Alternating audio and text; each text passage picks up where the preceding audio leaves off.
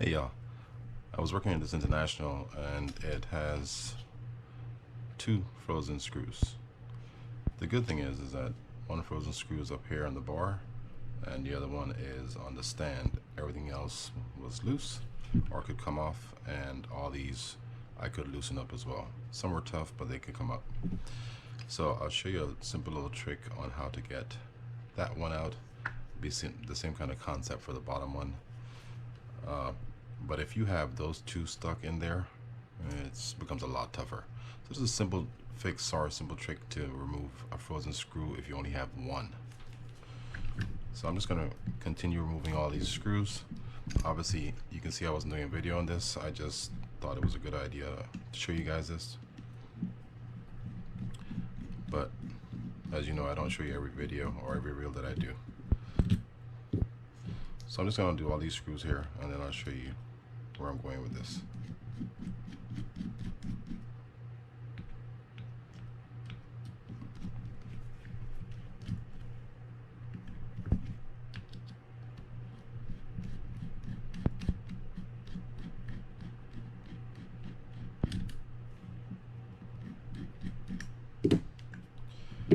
Alright, so this plate's off. I'm just going to put that to the side and pull this out. The reason I'm doing it is because I want to get some clearance. And if that's frozen in there, then we start to have some serious trouble. Golly. Alright, I'm going to pop this off so I can remove that bearing inside there, and I'll come back to you guys. Okay, so we got that taken out, and this is frozen also, but we'll worry about that later on. I'm not going to show you a video on that. Essentially, I've just created a space where I can turn this from this side and help get that screw out. So I'll show you that right now. So all we're going to do is turn it, right? Now you want to turn it away from, and be careful when you do this, alright? You want to put some oil or stuff there just in case, but you want to make sure you're not snapping that screw off there anyhow inside this plate. Alright, so now we got that off. We can just work this out. At this point, what I'm going to do is use a press to remove that, but I'll show you this bottom one as well.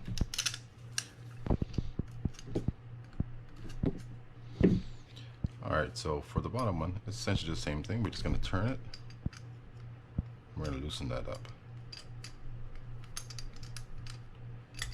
Now it comes off. And it's just a matter of pressing that out or banging it out with a hammer.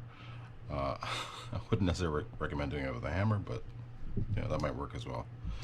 Alright, I hope that helps some of you guys out there. Do I want to show you? No, I don't, because I don't. Okay.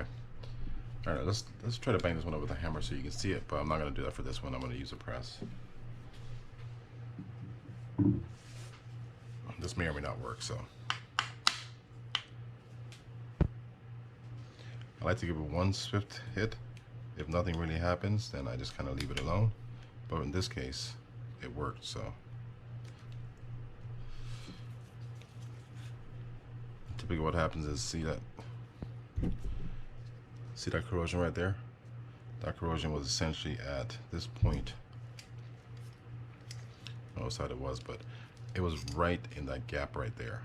So you're pretty much stuck. So you have that sticking up right there and going inside the side plate a couple millimeters, and just that little bit will seize this screw up. Same thing happened for that one as well. Anyhow, hope that helps some of you guys out there. Hit that thumbs up if you like the video. Consider subscribing, and I will see you guys next time. Alright, so here's a quick update on this. Look straight inside there, you see a lot of white stuff. That's all corrosion. And here's what the screw looked like after I pressed it out. So you got all that white stuff, the entire length of that gap right there. So this entire thing was corroded in there. And trust me when I tell you, it is a very difficult process pulling these screws out, even of a housing that has no threads inside. So service your reels. That's the moral of the story.